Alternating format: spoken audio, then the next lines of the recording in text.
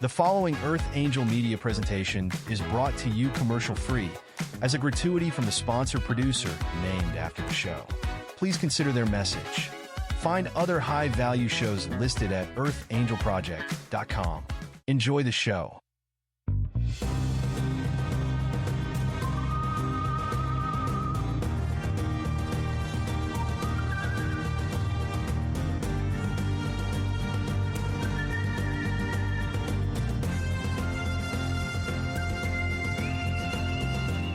Welcome to Soul Decodes. Join us as we wander off the path to find the ideas that fascinate. We talk about spirituality, the mind, the ego, wellness, and hidden history with tips, travels, and tales. Charms for a better life.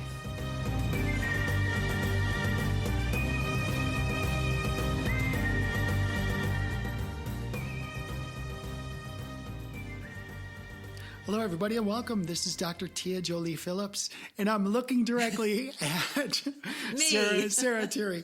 We're on Phillips Island in the Treehouse Studio, and it's been a cool day. I got to tell you something real quick. Yeah, go ahead. So we had a torrential rainstorm last night. I saw that pond down the road. I thought, holy shit, you got some rain. It was amazing. Yeah. But I slept through it all. Oh, Robin said, did you hear I want to be awake during that. Well, I mean, I don't have a choice. I want to be outside walking around in it. Have you ever I didn't done have a that? choice. Oh, yeah. Oh, I loved it. I don't like too much lightning, though. Yeah, too much lightning. You know what's fun is thunderstorms like in the mountains. When you're like on the side of a mountain and you're actually slightly above it sometimes and it's coming into you. But this morning we were just tooling around the gardens and just taking a look at all the beautiful things. Like the berries are popping. We have Everglade tomatoes. Did we give you some of those? Yes. So we have so many. You're going to go home today with some more of them. Picking those if you want them. Yeah. But we saw some hummingbirds. Beautiful. Like we've had hummingbirds here before. Were they coming in to drink the water? I don't know what they were doing, but they were so... But that was unusual. They came after the rainstorm. Yes, so they're coming in because there's maybe moisture that they can have in leaves where it's just sitting in a leaf or something. Whatever, they're welcome here. There were several of them. They're a weird thing, aren't they? They're like half bird, half insect. They look pretty bird to me. I don't know. Well, they're kind of weird because they're just vibrating so quickly. They're hovering. I mean, most birds don't just stay in one place and hover. That's usually an insect thing to do, isn't it? I wonder what we look like when we're vibrating. They're probably looking at us and... You're on a low vibration. You're low vibration. Okay. So anyway, I just want to share with you that this morning was so beautiful. And I'm just so grateful. We had rain and everything's popping here. Yeah, that's going to be great. We have so many fruits. We had it was probably about an hour and a half, and it was a few days ago, and it was torrential. It was beautiful. And then I'd left a jug outside, which was empty. And when I got outside, my jug was completely full. Wow. And I'm like, holy fuck, all this has gone into the ground. If it's localized in a jug. Oh, for sure. So it was, I just had this massive sense of how much water it was, just based on looking at this jug. Well, and it's like lovely. That lake out there it's about 2 acres. Our lake in the backyard, and everything will look green in 6 weeks. Oh, it's so beautiful, and we're gonna talk about fish because we're looking at getting what's called a triploid grass carp. Get a few of those, and what they are is they're neutered grass carps, and they come in here and they eat all of the invasive grasses, and then they'll leave the beautiful things in the pond. Like they won't eat unless they're. It's a fish. But so hang on, you keep it in the pond and it eats. How does it eat? Where does it get its food? It eats the invasive grass. So when you look at the edges of our pond back there, there's invasive grass. Right. And I paid... Oh, I see. So it just comes up to the edge there and it just snips it. Its favorite thing is, for some reason, that's a bloody this useful invasive fish, grass. Isn't it? Well, the thing is, what you got to make sure, like we only have one... Why has it got to be neutered? Well, because they're invasive too. Oh, okay. So you have to make secondary problem. Yeah, so you're introducing so they're called triploid because they've been neutered. So you end up having hundreds of them. Oh, and they get big. Like you see sometimes you see them, like if you do a search on Florida fishermen. I'm going to have to look now. They're huge. They're like as big as you are. They're monsters. And they keep getting bigger and bigger and bigger. Holy... No, it sounds like one of my children's stories. Oh, that's crazy. Well, yeah, you see that. But so we actually have to build a fish fence to keep it on our 2 acres, even though it's not invasive. we want it to eat our grass, not the rest of the world's grass. Yes, So keep it local. Yes, we have to make sure it can't wander. And we have to register with the Florida Fish and Game or Fish and Wildlife, whatever it is. So that's exciting. But and are they expensive to buy? Where'd you get them? I think, we don't know yet because we're still pricing it out. But I think they're about get some babies. I think they're about $70 a fish. Oh, well, they're not. They're going to be this big, right? They're not going to be babies long because these things they eat a lot. Well, they get And usually after about a week or two, you start to see the reduction in the... And then if they completely get rid of all that and they keep a lovely edge to your pond, you're going to have to hand feed them. Or just like let them... Well, they might run out of Let food. them transition to a different dimension. Okay, lift the fence up and off you go. Yes, Well, there you go. that. That's good. So it's been a week since I saw you. You're probably deep into renovations now. Yeah, the renovations are going really well, and I had my new bookcases. But what my big thing yesterday, and I love days like this, it was a very high vibration day. I woke up and I was outside. It was so beautiful to be out there. And then my son called, and he renovated a house about a year ago, and they had, talking of fish, he had a big koi pond, and it was about the size of this rug. Now, this is it's probably not quite as big as this. This is like an 8x10 rug, I think. So this is probably 6x8. And it was a koi pond, and he said, "Oi, Mum," because he always tries to use an English accent, but he's an American accent. He said, "Oi, would you want some stones?" And he sent me this picture. And some of these stones were this big. I mean, they weighed 70 pounds. And he brought one of his workers over. And at the end of the pathway, which took us to the children's trampoline, I had him lay them in. It's like in a rectangle. And it's about 4 feet this way by about 7 feet that way. And then I had it all laid out. And so when he left, I had to walk up and kick it because I wanted to see where it was weak, right? Because I don't want this crumbling. So some places, then I had to rebuild where it was crumbling and pass it together like in a pattern. So a stone that went that way, I had to find one. And I'm walking around kicking it to see whether it's going to fall down. And I have this beautiful fire pit. And these stones didn't cost me a dime, and they were delivered. And it just came out the blue. And I've been wanting a fire pit for so long, but a really nice one. Now I've got one. So what I'm going to do with it... So the fire pit, you built it? Well, so the guy that was delivering the stones, I'd taken a spray can and I had drawn the rectangle with spray paint, and I told him I needed inside of the pathway. The pathway is this wide, so he knew where to lay them. And I said, put heavy stones at the bottom and get them lighter as you go up. So he built it, and it looked lovely. But I didn't want to test it in front of him. But I needed to see where its weaknesses were. So I ended up last night on a little tiny twinge in my back, making this fire pit stable, that you know is going to be stable. And then I went into the house, and I'm all happy and pleased with myself, and I got this beautiful gift. These stones were expensive. This would have been $700 at least if you had these delivered, because they're really big and heavy. And then I look at it and I hate it because it looks like a coffin. All I'm seeing is like, that looks like a coffin. Oh, that's terrible. I know. And then I'm tripping. I'm like, why am I having this thought? And then I'm going back, maybe is this some trigger from have I been buried? This had a visceral effect on me. So now I've got to kick them all down and make a circle. Oh, my God. Yeah, who would have thought it? But it just looks like a coffin. It's like a makeshift coffin. Yeah. You could, yeah. Like it's just like an ancient burial. Yes, and it's really tripped me for some reason. Wow. And I'm either going to have to live with that and just say, okay, well, that's the past life maybe, because that's probably how a lot of us did die, and I live with it, or I make it into a circle. So I don't know. But that was my better part of my evening last night. Loving it and hating it all sounds in like 3 minutes. Thrilling experience. I've been thinking a lot about like past lives and future lives and things like that lately. And not like it's consuming, but it's coming through my mind. And part of the reason is because as I look at the world around me, a lot of the world is coming to realize that they've been lied to about so many things over their lives, like even simple things. But I want to get into this as well. Can I segue to something to bring us back into that? My basic point is that as I interact with the world around me, more and more people are asking questions that that I've asked for years now, Yes. 20, 30, 40 years. And some of those questions actually come back to, is our history true or false? Yeah. And is what we think about ourselves true or false? Like what aspects about ourselves is true? Well, so this is very interesting. In the last episode, we talked about, I'd got nicked, hadn't I, for jumping a red light, and we talked about law and order. I know. And it got into a whole thing and about good guys, how do we police ourselves? What do you do if people steal from you? What if they're selfish? What if they're inconsiderate? So, and then during the week, at 4:08 in the morning, Missy, you sent me this thing about the Gnostics. Well, you're supposed to mute your phone at... I don't mute my phone because dear. if my children need to call me in an emergency, I have to have my phone So on. you could- But anyway, I'm really just sorry trolling you. It didn't wake me up. I'm just I'm trolling sorry, you. You haven't got to be sorry because it didn't. I'm getting but in trolled. the morning, I'm getting trolled on the air. You're getting my trolled God. on the air for something I you got didn't destroyed. do. Well, I did. I sent it to you at 4:08. No, but it in the didn't morning. wake me up. Okay. That's the whole point. It really didn't.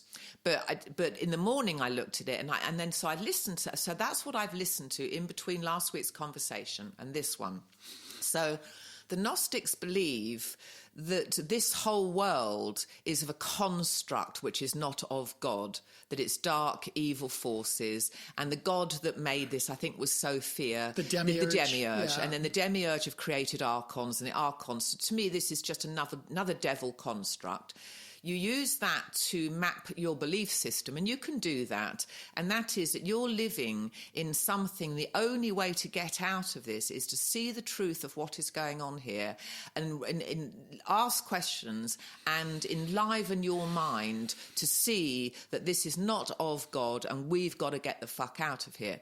So I was thinking of that as a belief system because it isn't mine. So my belief system, and we all have belief systems, whether we realise that or sure. not, but mine is that what has happened in the world, we have this massive external reality and it's beautiful in so many areas, and we don't talk enough about that, but it's very corrupt and dark in other areas. This is of God. It isn't because there's archons and demiurges and devils running around. God created man with a mind, and if you look at your mind and I look at my mind and everyone listening to this show is honest about their own mind, and then you just scale that up to 8 billion people, all external reality is a manifestation of what man has created in his own mind. And has man had selfish thoughts? Has man been impatient? Has he been unkind in his thinking? Has he done the wrong thing? Has his mind been pure? Because we talk about wanting to tackle external reality, but if you believe there's a demiurge and you believe in archons, then that will be your reality. But for me, I would say explore external reality, but understand how powerful you will get a manifestation of a pure mind. And there's no devil running around. God is in control of everything he created, or he's not. That's it. That's the premise of any question. Is God in control of everything he created? And the Gnostics don't think that he is. They don't think this is of God. So whilst I believe that Gnostics had a lot of good things to say, I didn't agree with their central premise. And this idea of fixing the outside world, I think should be secondary to fixing what's going on in our own minds. I agree with everything you said, because I sent that to you because I thought it was interesting. But I also... it was. I listened to it 3 times. It was great. But I also... really laid it out well. I also disagree with the premise. Yeah. So you came to the same conclusion as did I. Yeah. And we're so close on this. It's amazing. But external reality, we've got to fix external reality because we've got to be kind, we've got to be generous, loving and giving and kind. And the external world is our forum in which to express that. But there is nothing wrong with the world. If you look at the world and look at the 8 billion souls, all this is in the world is a representation of everything human beings think about en masse. You live in a bubble like I do, a beautiful bubble, and you very much control over your existence, and you haven't been blessed, you've earned it, but you're very comfortable. So your reality is this very, very nice one where you can be creative. There are other realities which you've experienced in this life where you're in the pits. You are down on rock bottom and in the hog pen, right? Most of my life. So we've all been there. But whatever is going on in the world, I think we have to fix it internally. You don't fix it on the outside. So every person can control their reality within this consensus reality. The more people do that in their individual bubbles, the more those bubbles link up and become one bigger one. And it's like a pleasant virus at that point. It gets bigger. And that's our job to do that. But I just don't see that there's anything wrong with the world. And I would recommend to our listeners, understand external reality, and we can play around with that, but really be sure that your mind is pure. Because if you're thinking selfishly, you're bitching about something, and you could do this with a smile on your face. You haven't got to be obvious about it. But how pure and clean is your mind? And that will determine what gets reflected in your reality. And that's where the real work is.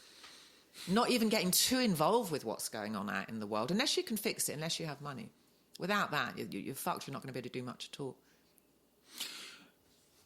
There's about 10 different ways we can take this. The first way that jumps out at me is this idea of what is reality? Is it in us? Is it within us? Are we projecting reality? Because there's a lot of people... When you mean projecting, do you mean creating it with our thoughts and visions? Right. Well, a lot of people think our vision, our eyes, these two orbs, these two orbs, these are, to me, these eyes are receptors. These eyes we use to receive information. But we have, when you look at the physiological construct of your third eye, it's actually a projector. The pineal gland. The pineal gland, we can actually project. Yeah. Yes. Right? So we're doing both. But that's the point. We're doing both. Yeah. So part of it is, because there's always this dance. Like you say, okay, we live in this little bubble. Well... Everyone does, not just you and I. Everyone has a little bubble. But they're concentric bubbles. Because... The closest bubble is your me. Bubble's touching my bubble. And Robin, she's my closest bubble. And then my closest friends like you, you're my next closest bubble. So think about that for a bit in terms of concentric circles or concentric spheres of influence. Because you've heard it said, you become like the people with whom you associate. And that's very true. Not necessarily, though. Do you think we become like the people we associate with? Well, I think I can live independently and maintain Sarah no matter what company I keep. Oh, yeah, but that's not what... There's more to the statement than just like... unpack it if I'm running around barefoot in the garden all the time and you want to wear your heels, you're going to wear your heels. I'm going to be barefoot, right? So it's not like you're going to become like that. Or this is more of a statement of consciousness and resonance. Okay. So if you're hanging around with a... I see. Just in terms, of their vibration. If you're hanging around with somebody that's just a real negative, foul mouth, beats his kids. I mean, just if you're hanging around with somebody who's just absolutely foul. Oh, to maintain your vibration in that, you have to be very awake. You're gonna end up being at least biased a little bit towards the foulness.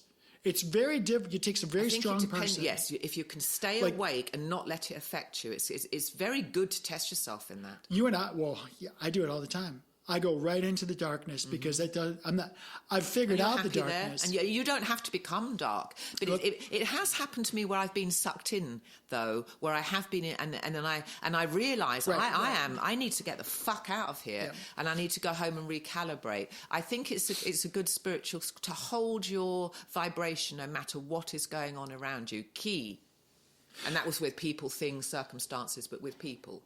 You can be around a low vibration, but you don't want to lose control of your own vibration. Right. So my statement was that it's a popular adage out there that you become like the people with whom you associate. I don't think necessarily you... Yes, I see from the point of view that you're saying, yes. You're talking about the vibration. I think you can maintain a high vibration. I'm talking about everything. So if I'm hanging around with Sarah and your vernacular, your selection of words, the words you use are at a college level, and I come in at a 5th grade level and I'm just using basic words, my association with you is going to elevate my vocabulary. Yes, I agree with that. So I mean, it can be, I will rub in that context. If you're a chef, and I watch you and I see that you cut the broccoli and there's a little mess. But you're talking about learning a trade But here. I'm talking about anything. Okay, so that could be learning. I'm going to become more like you. I'm going to become less like you. I don't like you. You interrupted me 3 times about this. Interjected. That too. And my question is, what is it about you not being influenced by other people that bothers you? Because it's not being influenced by other people. That's fine. I'm talking about being influenced by someone's vibration. But what if you are? Well, you don't have to be. You don't have to be. They don't have to have you lose your vibration. You could go into a dark situation and you can maintain thoughts of health, purity, love. You don't have to sink, because that actually does have an empathetic effect. And I've been in situations where I've fallen into that. And the reason I can talk about it is because I realized I had to get out of it. Got myself out because I could feel it was like vampires. It was a weird energy suck on me.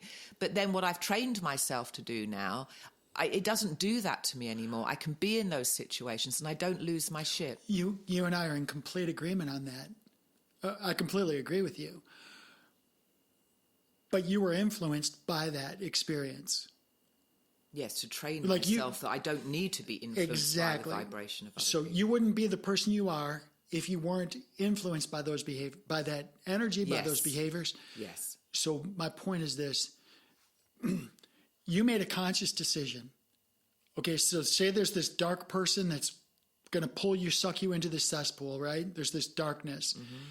You recognize it. Some points of your life, maybe you got sucked in, but you learned from it. And as a divine sovereign, as a conscious co-creator, you recognize it's like, this is not the place I want to be, nor should I be. And you chose a different resonance. You mentally used your brain to choose a different resonance. How valuable was that darkness? Very valuable. That's exactly right. Yeah. So we have to acknowledge that those dark places, experiences, whatever they are, they have value. It doesn't mean I need to go dance with it. I don't need to become it. But you become like that person, or you become like that experience. You look at people like Jesus the Christ, right? Became incarnate. Why? You don't have to do this. You don't have to come in here into this world. You don't have to do this. Why did you become incarnate? You came down to this lower density, this earth space. Why? Same reason you and I did. To be an example of what the light looks like. Well, we had to experience it. I could explain to you, I could say, Sarah. We're agreeing, by the way, about the usefulness of light. We're totally and agreement. Dark, yeah. Now, you and I are in total agreement, but I'm just trying to... But it's God-made. Well, God designed it. It's not because what God did. It is not a perversion of what God intended. No, it was designed to be this way. I think if somebody's completely honest and whatever their scriptures are, they could be Buddhist or Muslim or Christian or whatever their source is. They could even worship the stars, right? Whatever their thing is. What we're talking about is it's gonna connect all those points. Okay, it's gonna connect those.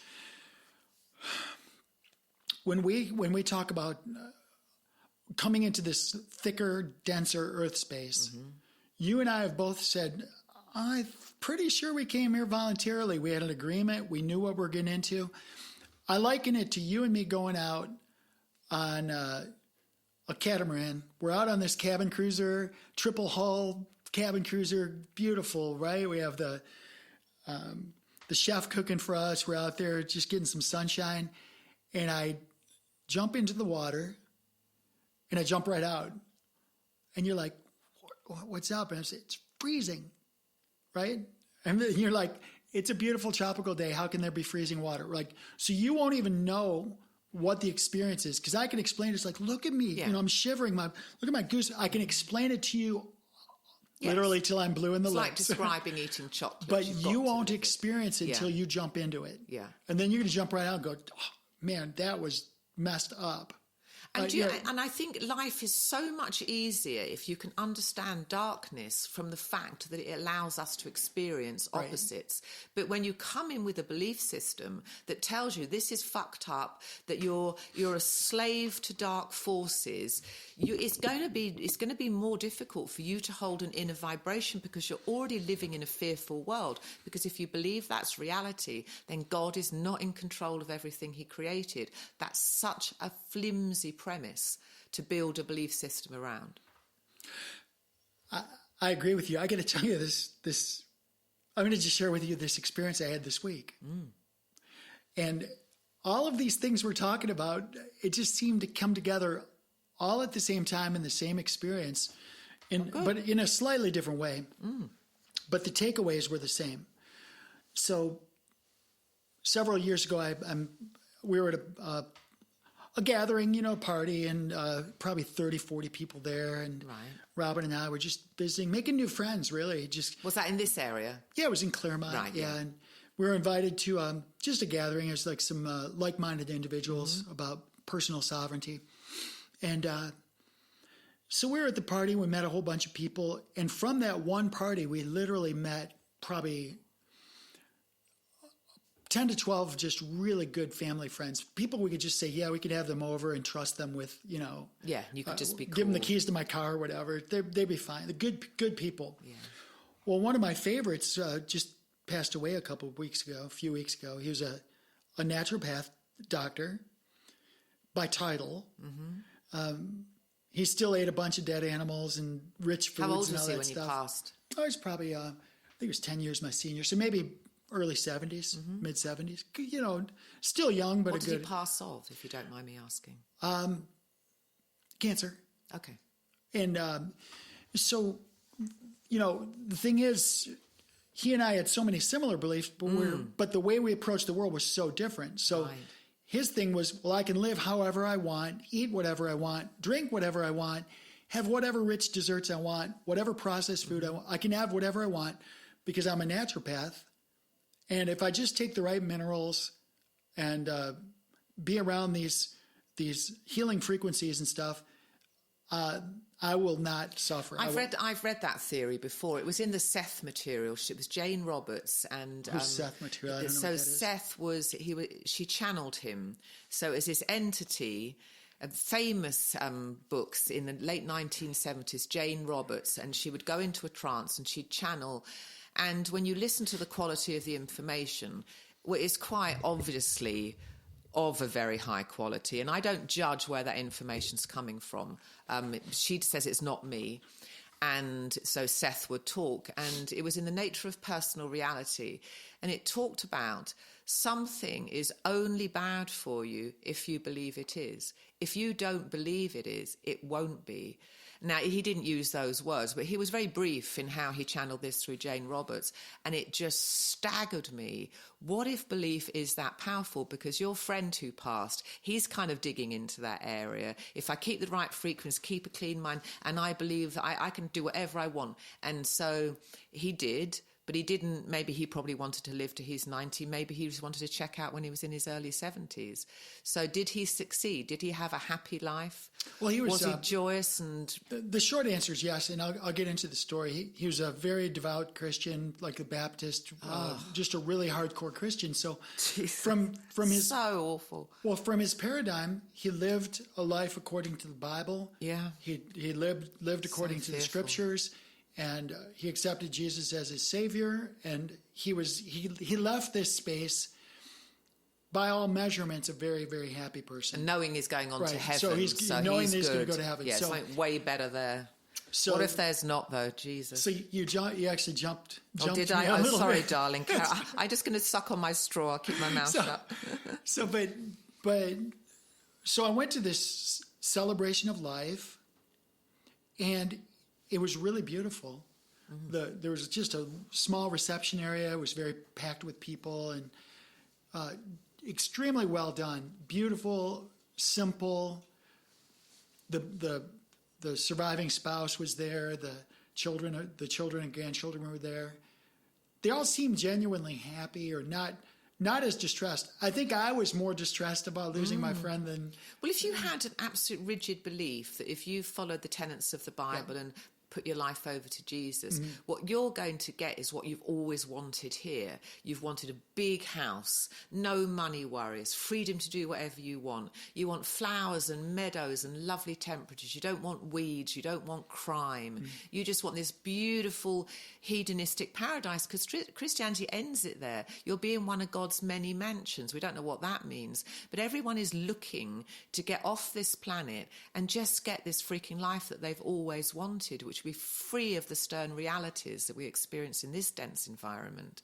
So I get, but and Islam, a lot of the people, the men in Islam, they believe they're going to this paradise. It's a different rendition of heaven, and there's virgins and women, and it's sort of feeding a lot of grapes, and then they wipe their memory clean, and this all goes on the next day. And you can understand why people would really fall prey to the fact that you're going into this cosmic hedonism of beauty and perhaps just everything you've always wanted.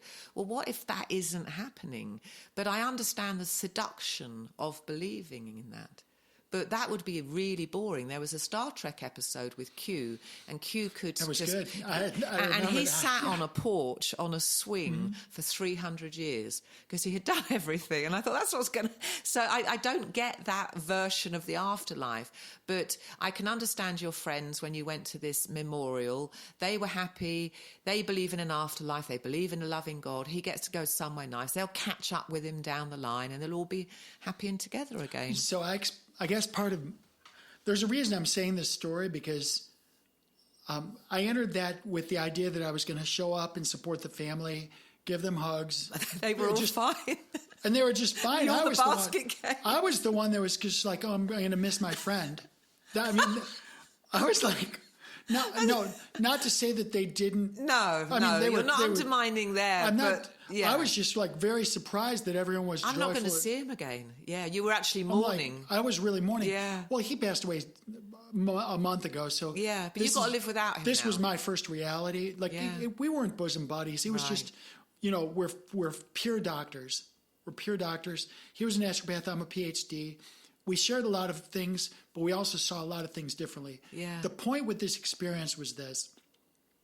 I thought it was just going to be come and visit, celebrate, talk about a few things, and then leave. Turned out to be almost 3 hours long. They ushered us into the church, which to me was excruciatingly uncomfortable. Oh, was it? For me. What, because it was too hot? No, the temperature was fine. It's just the whole churchy experience. I'm not a churchy person. I just don't have a good experience with some church buildings, experiences. The actual buildings. No, not the building. The building was beautiful. So it's the what's church going on experience, in it. I just was not comfortable there. Yeah. So I took a seat by an aisle in case, I needed to get out. Get out. But I was there Did you leave your engine running? Well, I was there to support the family, and I would never just bail out, although I thought about it multiple times. The first 2/3 was all about him and his life, his beautiful, his people, his friends talking. They had videos recorded, pictures growing up. Experiences. It was beautiful. But then this minister came up for 1 hour, talked about stuff. About what, the Bible? About him? No, about the Bible? Yes. It was a full-on... church service. It was a full-on church service, which... if I knew that was going to happen, I probably wouldn't have gone. I'd have just walked out. And I didn't want to disrespect the family. It wouldn't be though. You wouldn't have to disrespect them. I would have just said to them, "I'm sorry, I had to leave." But here's the thing: I felt like it was a bait and switch, and it was the same. Yeah. Okay. It was the same story. The same story. I could almost have scripted it because I've heard it so many times from so many ministers over my past 62 years, and it was nauseating. You felt hijacked. Well, prior to that, I was at a VA appointment, just a follow-up, and they take my blood pressure, and it's like, 112 over 65 or something. It's that's what mine is. It's like nothing, it's just like normal. And now we're up at 140 over 120. I promise I was probably double that, but but to the point. What galled you? So you go ahead. But to the point, I kept on asking myself, what is here in this, from my world, hideous experience that I can benefit, that I can take benefit from. Having self-control. And so I really reeled my mind in. Good. And I said, okay, what can I celebrate? There's good for you. There's no way in the world I would ever volunteer to be right here, right now, if I wasn't supporting this family. But you've consciously, what good can I see in this? And that's very what conscious. I did. And what did you come up with? Well, the first thing I did was I started breathing. Okay, good. I sat like this. At least you're not stuck down a coal mine. Nope. You've got air. Closing your eyes is a good one. I literally closed my eyes. I would have done. You want to get that out. I closed my eyes and I started breathing. I'd have put some earbuds in and then started singing to Van Halen. While the preacher was preaching, instead of focusing on his words, he had a great keyboard player. Oh. And the keyboard player was just putting in some beautiful chords. Yes, I've seen that done. It's quite good if it's done pretty well. impactful. So then what I started doing was entering this as a musician. Oh, nice. So I took this shit sandwich, and I thought, kept your vibration. Well, this keyboard player was freaking amazing. Yeah. Because when the preacher would raise his hand, and, he'd then get dramatic. He'd do this hellfire and brimstone thing, and all the people would do this with their hands and all this. The musician responded very tastefully, very subtly with music. But amplifying the moment. I've heard it done well. And you just tuned all that bullshit out and now just No, but this guy rocked it because he was so good. He was just you almost didn't even hear it. Yeah. But whatever the emotion, the emotion was, he either picked up the tempo or the volume or and he would shift from major chords to minor chords. It was a score, basically. It was a score to the preaching. But he was responding to what well, he's heard all this before, so this is like an act, isn't it? Well, I guess it would be, You'd have rehearsed this. But I've seen this done really well. Bishop T.G. Jakes does this, and it's having these, and the instrument comes in when they know that he's about to make a point. But, so that's good. I'm glad that grounded you and kept you stable. Well, was Robin next to you? No, she wasn't feeling well. She's actually she's going through some. We wanted naturally. She had some pre-cancerous stuff on her face, and we wanted to naturally remove it. So I've got her doing a lot of stuff with I have taken some supplements that have what's called superoxide dismutase and extracts from aloe vera. Yeah. Plus some topical things. And it's actually ablating. All of the damage is literally coming off. Oh, that's fantastic. But it's painful. It feels like it burns. Yeah, she'll have to keep mentally kind of, It's been a journey. It'll be a test for her. Yeah. It'll be a good one ultimately, though, because you have to maintain strength. Well, now she's got the baby skin coming out. Yeah, so and that's going to motivate her. Today it's starting to flake off. Well, now she sees results, so that's beautiful. But the past 10 days have been really a journey for her. Yeah. But, so anyway, she did not go. Yeah. And I'm so glad she didn't. Yourself. Yeah. Because we had a similar experience. We had a new friend we invited. And you're very well mannered because you didn't get up and leave. I got to the point in life, if I'm in a situation I don't want to be in, I don't want to be disrespectful, and I will just quietly leave, not give anyone any explanation, and then not even explain afterwards. If I need to apologise after, I'm sorry I had to slip out early. It was a beautiful ceremony. I would choose to do that now. I wouldn't. That was very people-pleasing. Well, if I didn't... Or honouring. I mean, you're honouring that. But my intent it wouldn't have been not honouring to leave, though. Well, and true. I actually thought I could leave right now and nobody would notice. If I'd have been with you, I'd have had us both out of there. And nobody would care. Yeah, but exactly. I thought to myself, what is my purpose for being there? And my purpose was not for me. It was to support that family. And you'd already done that, though, in the first 2 hours. I greeted them. Yeah. Well, they were in front. I was in back, so I was pretty much non sequitur. Okay. But I wanted to be there afterwards to greet them on my way out. So you had to sit through this. So I had to endure this. Do your reception line. Because I thought, well, what's my purpose for being here? Yeah. And if it's to support them, then I need to see this. I have to see this through. Yeah. So. Yeah. So you had to work out what your goal was and then accommodate that. So I had to reel myself in, but And then in those situations, it's funny. It's not the worst thing that's ever happened to anyone, is it? So you've got to sit there for an hour. No, it was and a cushion. I find myself sometimes, you're bitching about a first world problem, right? And that's how I get myself out of it. Comfortable chair. You're in a comfortable chair. It's AC. You're not laying sod.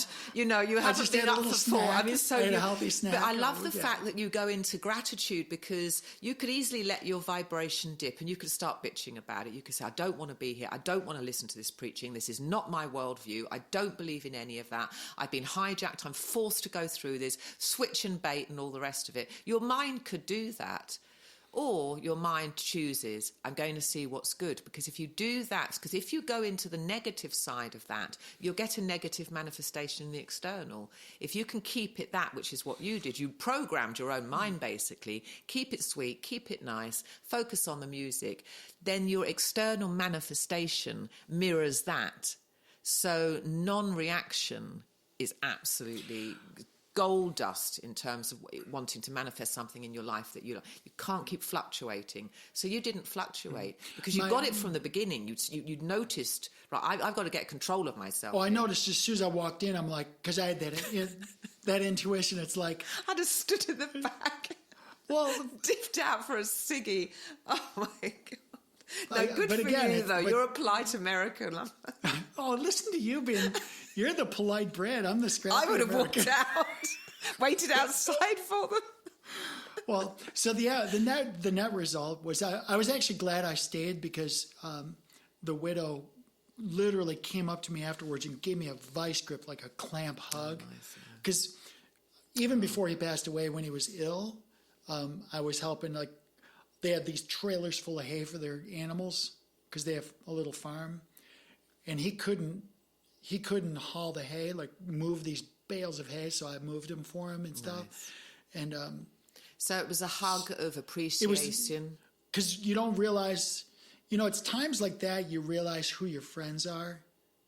Yeah, it's a shame. They're the people that, and she realizes, like, oh man, Tia Jolie showed up for me. Yeah. Every time I need her to be there, she's there. Yeah.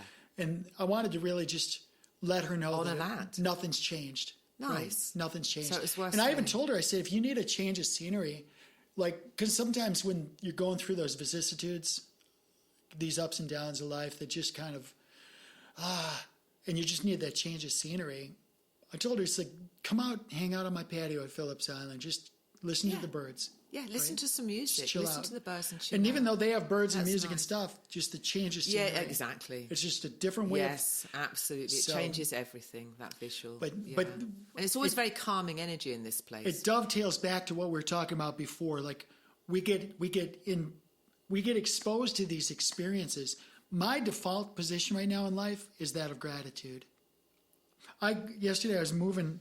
I got this log rolled into my leg yesterday. Oh, I dropped a stone on my toe. I can outdo that. It's had a 3-inch scrape on my leg. But it didn't pierce the skin, though. Yeah, it did. Oh, did it? That's deep. Well, it's healing nicely. I know, then. I heal quickly. Wow. But it was actually scraped right along my shin bone on the inside. Did it hurt? I always ask that. I almost said that F word that you always say. Fart. Fart. Fart this. I almost said that word, but... So how did you get out of dipping your vibe on that then? You were grateful? It was really hard, but I was grateful. That sounds crazy. No, it's not. It's absolute perfection. It was so painful. With what? Well, we have 4 bags out there that are chips because we're still cleaning up from last year's hurricane. So I've got this on the back of the tractor. I got 57 horsepower off the PTO, which is the power transfer connection, and I've got this chipper. It's like a wood chipper, and it can chip like 7-inch diameter. So we just throw all these scraps in there. We had enough scraps to fill this studio here. It was bloody hell. Tons of scraps, but when you chip them down, they fill like 4x4 foot cubes. Mm-hmm. So we filled 4x4 cubes yesterday of chips, and during the process, I was dragging the logs close to my farmhand because he was feeding the shredder, and I'd go grab some more logs, and I was just feeding him, and he was feeding the shredder. Well, I was carrying a log, and there was my glove, it turns out my glove was full of fire ants. Oh. So my hand was getting bit by fire ants, so I threw the glove down, and in the process I dropped the log, and it just clocked. Yeah, you see, if you'd have been focused properly, you'd have thrown the log and then ripped that off. But you just went for ripping this off, and then you stuck it on your leg. Well, I dropped the log, and it rolled. I dropped see, the log straight down, but it rolled against me, and on the way down, it just scraped my shin like crazy. Yeah. Well, it didn't scrape my shin. It was a bent log, and it went straight down, but because it was bent, it moved towards me, and when it rolled towards me, it hit my shin. So anyway, long and short of it, stuff like that happens, and I'm like, God, I'm glad I didn't break my foot. It's just, yes, exactly. I immediately go into this gratitude, like, damn fire ants. Yeah, and then I'm out here, and this was just a one little log. I've got rid of the fire ants. I'm still alive, and I'm just lucky that I've got all these, big pile of. What do you do with all this chips then? Is it like mulch? Use it to put on the surface? Yeah, so sometimes it gets so hot in the Florida, it gets stupid hot out there, and so what you want to do is we use it as a covering or a dressing for the beds. Yeah. So we weed the beds, and then we put a dressing on top so that there's something on top that will at least slow down the weeds. Then when I want to grow something, I make a hole, I put it in the hole, and then I close it up. Yes. And depending on the plant, you don't want the wood chips touching the plant because it can introduce fungus and stuff. Oh, okay. So you leave a little hole and the plant grows up through it. But what it does is if it gets really hot outside, underneath the wood chip stays moist. And if it gets really, really wet, the wood chips absorb it like a sponge. So it kind of maintains temperature under the soil, and it maintains some humidity under the soil. So when you're nursing this wound, it's gone. It's gone. Yeah, it looks great. Just while we're sitting here. It doesn't even look like it's pierced the skin from here. But when you're thinking, that's great that you've got this mechanism from keeping your ranch here all fertile and moist and cool. So you've got a minor injury. You dropped the ball on that because you lost focus. That could have, I hate to tell you where you went wrong. I feel so insufficient. But you could have just thrown that and then ripped your glove off. Well, being a commando and all that. You know what? This was yesterday. I have to just tell you about this real quick. So Charlie, my son, who brought the stones over, he brought one of his workers over with him, and I was watching this, and I like to think sometimes I see life from the perspective of what's the modern term, an efficiency expert.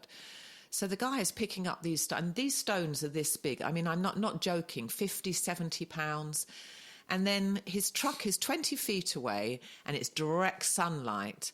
And I look over, and all he needs to do is reverse his truck to where this fire pit is being built. It's shady. You can back right up to it. And he was also throwing stones where a stone was being dropped, and now he's not. Then he's got to walk and bend. Pick it up. So I say to him, I said, listen, sweetheart. I said, why don't you bring your truck round here, back it up here, back it right here, and I directed him back, and then he could get the stones out the truck and he could just put them on the wall. And my son just started laughing, and he said, come with me, and he have to walk away. He said, Mum, you're telling him what to do. And I'm thinking, well, yeah, I did tell him what to do because I could see that there's a way better way of doing this. You're not going to be as hot. You're not going to have to bend down and pick them up. You're going to be in the shade, and you're going to be right where the wall is that you're building. Why is your truck 20 feet away in this really hot strip of grass? So I got a ticking off from my son, but he was okay with it. Well, I grew up in a family where no matter what you did, it was either wrong or could have been done better. Are you okay with it could have been done better? I self-critique. I think as a result, myself and my siblings, we're our own worst critics because we adopted this idea that, well, we can obviously do things better. It's just everything can be done, whether it's us or someone else. Yeah, but what's the standard? I'm looking for his... Stop. Yeah, go ahead. What's the standard? Comfort in this case. Look, in this case, it was ease and comfort. This can be much easier and much more comfortable for you if you don't do it like that. I'm talking to all of the married couples, partners, roommates, everybody right now. What's the best way to load a dishwasher? everybody's got their own way of doing it. They have a reason for doing it the way they do. And we talk about this because my mom, she had her way of doing it. And it was, in my opinion, and pretty much everybody I knew, it was pretty messed up. It was like, it was arguably the worst possible system of getting the most dishes clean that you can imagine. In her world, it was perfect. Now, would she have been okay if you'd have said to her, Mum, let me show you, I've got a couple of, hacks here. Would she have been, okay, no, Tia Jolie, that's lovely, that's really helped? Zero. No, I don't think so. So she herself didn't want any input? No, because my family is old school. Old school just means stubborn in that case. Well, old school means the children don't correct the parents correct the children. Yeah. You're supposed to listen to me. We said, do this, you do this. You don't question your parents. And I get that. I understand that. Yeah, I don't have that relationship with my kids. They can call me out if they need to. Look, I mean, I would... And I'll defend myself, or I'll agree with them, but... I don't view my children as, quote, my children. They're just really close friends that I happen to bring into this world. I love them, but you know what? If they want to be part of my world, great. If they don't, great. I don't own them. They don't own me. I don't treat my children much different than anybody else. No. I don't treat my children any different than I treat you. I feel that. I mean, I'm kind of like that. We're friends. But, there's no authority. I'm not an authority figure in their life at all anymore. If you and I were complete strangers and you came up and said, there's a better way to do something, 20 years ago, I would have said, F you. No, I wouldn't have because I don't do that. But he was grateful. He looked at me and he smiled because he could see, and wow, I was 20 feet over there, and he handled it really well. And I think that's why my son was able to laugh about it, because it's like, holy shit, if I just look at this, I had this all wrong. I'm under a massive tree. I could back it up here. I was really far away. Right. So it was very audacious of me to correct him. But I wasn't intending to correct him. I was actually, you've got a lot of stones to get off. You are sweating buckets. This could be so much easier. This boiled down to empathy. If I was doing that, I'd want to do it. It's empathy. Because you're looking at this saying, this could be so much poor easier. Fellow. Yeah. Because this. Oh, he had his tongue hanging out. And that's the thing. Even with my mom, she was always, always, always correcting us, no matter what. There was always something better. She was always correcting us. Because she had this vision of perfection, vision of how the world should be. But it was from a position of love. Yeah. So she wasn't being a bitch. We all knew it's because we were loved. She was paying attention. She wanted us to be better and smarter than she wanted us to have a better life than she had. And that was the way that she parented. Mm-hmm. Her standard, her mother's standard for her marriage to my dad was that my dad was a good man. Any man that doesn't beat his wife is a good husband. Okay, now that's a messed up standard. Really low bar, because my dad didn't beat my mom, that's a good standard. So my mom's world was like one of gratitude because she didn't get beaten by her husband. Mm. That's a pretty messed up paradigm. That's really But when you asked me the question about doing things better, what I've learned to do is ask questions and just say, and I usually use a sandwich approach. So if you were the hauling the boulders, I would say, Sarah, you're doing such a good job hauling these boulders. That seems like a lot of work. I kind of did couch it a little bit like that. And I said, this looks really great. Yes. But what I hope I got over to him, because he does this work all the time, right? Does landscaping. Look at your environment. Look where you can work smarter, not harder. And you don't. And I'm just hoping. He said, well, I was in the sun. I did not need to be walking 20 feet holding a 50-pound boulder. And I hope I had a really nice effect on him that in the future, ask questions about your own environment. Yeah. If I unload the dishwasher, I know exactly where what I'm going to have in relation to which part of the room I'm going in. There's a real method to this, because I hate unloading the dishwasher. It's boring and I resent it. So I'm going to make sure that I get it fucking right. So my way, I could beat anyone to unload the dishwasher contest, because I want it to be easiest for me. And for him, if he was making those mistakes about not looking at his environment, he's probably paid the price for that. Now he might go to a job and think, you know what, if I park here and I take that and I do that, and that I could have really hopefully I've improved his life. That's what I'm hoping. This is my position, is you're so thoughtful and kind that you recognize that this guy is sweating, it's hot, he's overworking. Your positioning on that's beautiful, because you could say that it's not what you say, it's how you say it. Yeah. Because you're being kind, you're being helpful. And how can you get angry with you making his life easier? Yeah. That's so beautiful. Yeah. If you were to say, you're such an idiot. Yo, you piece of shit, what are you thinking? What are you doing? You're an idiot. I know a few people that would approach it like that. Well, but that's the thing. The way you approach it matters. Well, I think most people wouldn't say anything. They would just let that ride.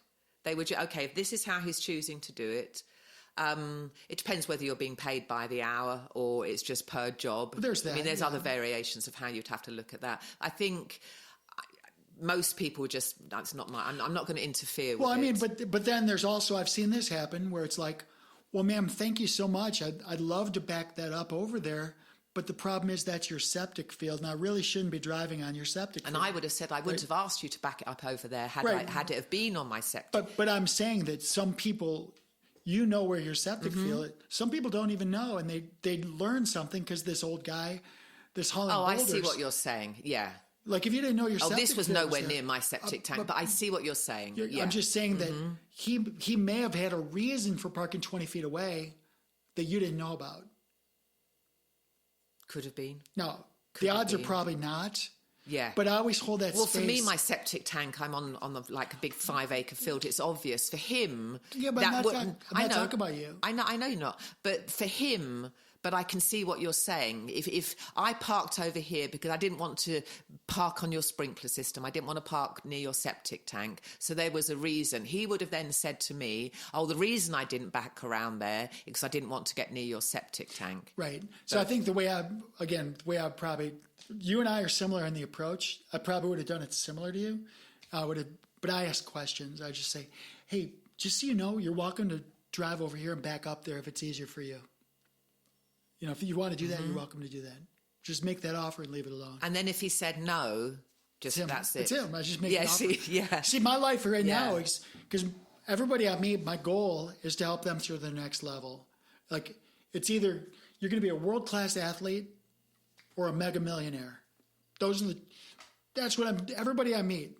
It's up to you to stop me. So you wouldn't have said to this guy, back around here because you won't have to walk so far and you're in the shade. I wouldn't have told him. You wouldn't have told him what the issue was. I wouldn't have told him anything. But then why would he have even thought about backing up if he doesn't know what's going to change? You can embed it in the question.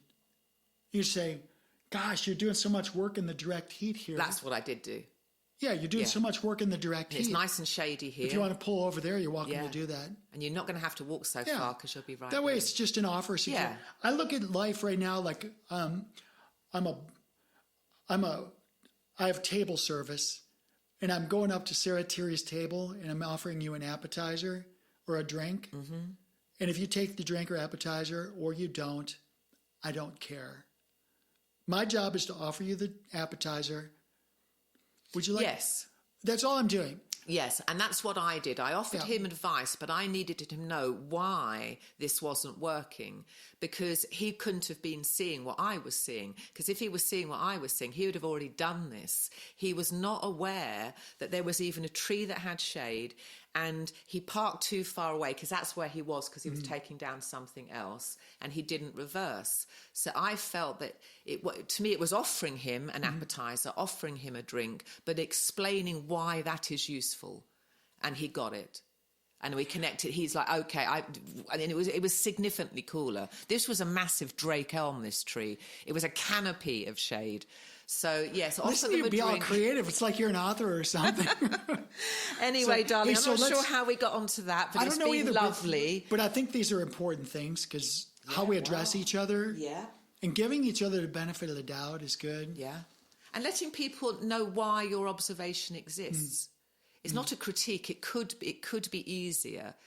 And Jordan Peterson always says, assume someone knows something that you don't. And I always say that's really, really good. Because he wouldn't have done what he had done if he'd have realised what the benefit of being nearer was in terms of his back and what the benefit of the shade was. Because he just wouldn't have done that. You would have actually surveyed your atmosphere and your environment. But then I'm just a person that I like things to be as easy as they possibly can be. Yeah, I call myself... My waist, you know. I call myself ambitiously lazy. Yeah, I like it. Because I like to pre-think things so that I can take the smallest number of steps. Talking about pre-thinking, we're not going to have time for this episode, but should we introduce the next episode here, or just leave it? Well, How do you want to do it? Let's open that up as a teaser, but let's not deep dive on it. Just create the teaser. Go ahead. Okay, so the next podcast we're doing, Tia Jolie has an assistant. She's an AI robot, and what was it you asked her? What were your directions? What I did was her name's Rosie. She's listened to all the podcasts. I said, okay, Rosie, go back and look at all the transcripts. You have them all. Yes, that's right, yeah. Look at the transcripts, get a feel for what Sarah and I cover, what we're about, and give me, I forget, was it 10 or 12? Yeah, there's a lot. Like 10 or 12 novel concepts or topics about which we should talk. Yeah. And then... she printed them out. She gave me a bunch of stuff. I didn't even look at them. I'll do it. So I'm going to read the first one out. The first one, and this is actually so funny. The first one, Rosie said, why your soul might be bored. So our next episode, that's the one we have to tackle first. Okay, all right. So it's funny because Robin asked, she says, so what are you and Sarah going to talk about? She says, did you give Sarah that list from Rosie? And I said, yeah. She said, did you look at the list? And I said, no. She's like, well, you didn't even look at it? I'm like, no, I don't want to know. No, I don't. Yeah, go in. I want you to, we can do one topic and then you can say, okay, Tia Jolie, pick a number between 2 and 10. Yeah. We'll do it say 7. Okay, we'll do that next episode. Do 7. We'll do all 12 because is there 10 or 12? I don't even know. I don't know. I haven't. I didn't want to look that closely. I didn't even look at the list. But I just noticed the first one, and I think people suffer from this. Why your soul might be bored. So the next episode, ladies and gentlemen, boys and girls, is going to be about boredom. Okay, so let's wrap up with one thing. For those of you listening for the first time, please go to souldecodes.com, drop a comment, share this. If you found any benefit at all, just share it with somebody. That'd be great. I should tell you that over the past 30 days, we had 108% increase in listenership. Oh, good. 108% increase over the last period. Nice. So that's pretty cool. Good. And that's because our beautiful listeners share, I think. I'm not doing anything different. Although I did just purchase an SEO, a search engine optimization system, not just for this website, but for all 20 of mine. So we should get more and more notoriety out there as things get more relevant to the search engines. Woo. Right? But for those who don't know about Sarah, the author, I know I have a bookstore at souldecodes.com. Yes. The bookstore shows So you can stuff. go on to Amazon and the book that I would encourage everyone to buy, it's only 8,000 words. It's literally going to take you 40 minutes to read from cover to cover. And it's my theory distilled into 8,000 words of the simulation reality that we live in. And it was a very good use of language because these are very, very complicated topics and I was able to explain it and it might really be helpful. It'll only be helpful to you if you take full responsibility of how much power your mind embodies. and you take full responsibility for your creations. But it's a way to create a better reality. I lay out the blueprint for that. I also have written a novel, The Starside Prophecy. Before you go there, what's the name of that book? The Mirror World. Mirror World. The Mirror World. It's a journal as well. I encourage you to write your thoughts. The Starside Prophecy is a novel. This stars me, and it starts out on Starside, which is a fictitious heaven, and I question God, and I'm pretty fucking rude about it. And then, is this the best God could do? Is a polemic, and I break down the tenets of Christianity and understand why it is not cool to believe that God is separate. And then I've got other stuff, but that'll do it for now. And I've read all of them, and I admire you for what you're doing. You, so, darling. Anyway, thank you all for listening. We're excited to get into these AI-generated topics. So I'm excited. I'm going to put some thought to it this week. Well, I'm just going to leave these here. I'm not going to look at them, so we'll just go in cold next week. I won't even touch it. We won't even touch it. Let's leave it Well, here. you know I'll know what if you I'll do? have. I'm going to put it under here. I'll know if anyone looks, because I know exactly how this No, works. I'm not going to move it. I know you So won't. you know what I'll do next week is on the air, I'm going to say, Dunno. no, I'm going to tell Rosie, I'm going to say, randomly pick a number randomly between 2 and whatever numbers. Okay, on like there. a lottery, And like a tarot card reading. Okay. Let Rosie tell us what number we're going to do. All right, good. How's that? Let's do it. That's fun. Okay, all right. Thanks All for right, joining baby. us. All right, take All care. right. Bye. Bye.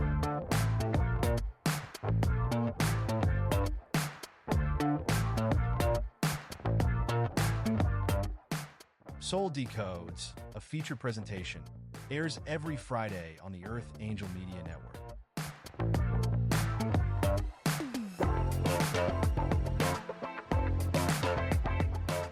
This episode of Soul Decodes is sponsored and produced by Live Pure. Optimize your life by taking your health to the next level. Listen now to learn how Live Pure will make your world better.